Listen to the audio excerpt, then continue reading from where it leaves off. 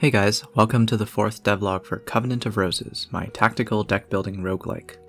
I've had a lot more time to think about my game, and while I've settled on a more final aesthetic, I've also discovered some major mistakes. Looking at this gameplay from last month, I realized one of the biggest issues was the resolution. My pixel art was too high res to really look like pixel art, and the aesthetic I was going for got lost in my attempts to make art like this. While working on a pixel art game, it's really important, apparently, to consider the overall resolution of your game's screen, and then generate your pixel art to a consistent level from there.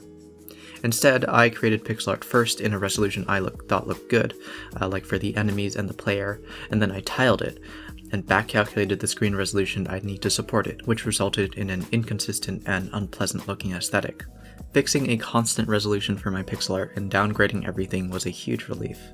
I'm not a great pixel artist by any means, and I'm realizing that if this game is going to be done anytime soon, I need to scope smaller. 4 times fewer pixels means a lot less time making this art, and a better ability to make and iterate on high-quality animations, which I think are more important than just the resolution.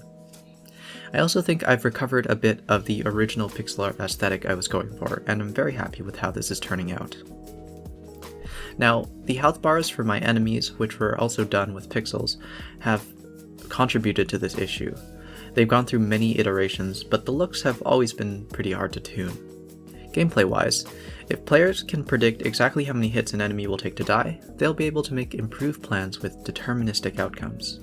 Not knowing how many hits an enemy would take to die was just frustrating, so I thought it would be necessary to add some indication about how much health they had left. However, from an aesthetic perspective, they were blocky and took up a lot of screen space that wasn't necessary, making the UI far more cluttered than it had to be, as well as visually inconsistent.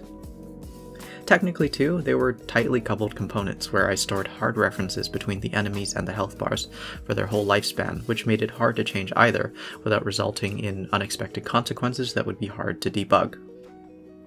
My solution so far has been to create these minimal temporary health bars, which only pop up when you damage an enemy and are loosely coupled. Now when you strike one, they'll spawn a health bar, pass to it the damage they took and their HP, and then the health bar will independently calculate the graphical animation. Once it's done showing the animation, it fades out and neatly destroys itself. I think it's a nice solution. So my experiments with pixel art particles in the past have been rather lackluster. But I think I've learned a good method to make nice looking particles, and I'll put a link to that in the description.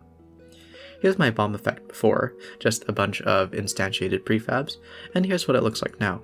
The particles add a lot of juice to the game, and aesthetically I think they look pretty great.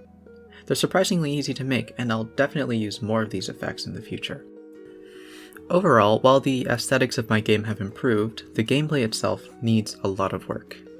Game design is a really complex topic, with few hard answers about what will be fun, and I think my methodology so far has been pretty flawed.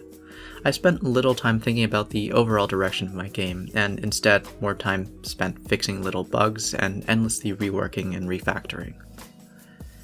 As a result, I've thrown away a lot of hours making pixel art that will never get used, and refactoring code for obsolete systems that are now pretty redundant. Just playing my game after all this work doesn't feel as fun as it should, and so here's my plan for the next month. I will focus on stepping back and seeing the big picture. Instead of making small fixes to questionable systems and art, I'm going to spend more time making fast and numerous prototypes of the core game loop, iterating and following what's really fun about my game. I hope that at the end of June I'll have a better idea of where this game is going and a more concrete plan for the future.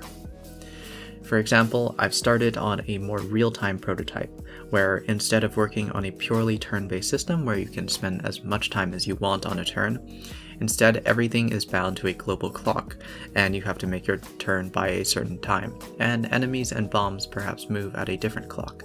And so this yields a more interesting challenge, and I hope to have that prototype and several others done in order to refine my core game loop. If you have any interesting ideas about how to change the game loop or make this more fun, or any features you'd like to see, let me know in the comments or join the Discord. I'll leave a link in the description. Next month's devlog will hopefully cover a new, more engaging core game loop and a better understanding of the overall direction my game is going. In the meantime, I'll be releasing 1 or 2 bonus videos in the coming month, so stay tuned for that. That's all for this video, and I'll see you later. Bye.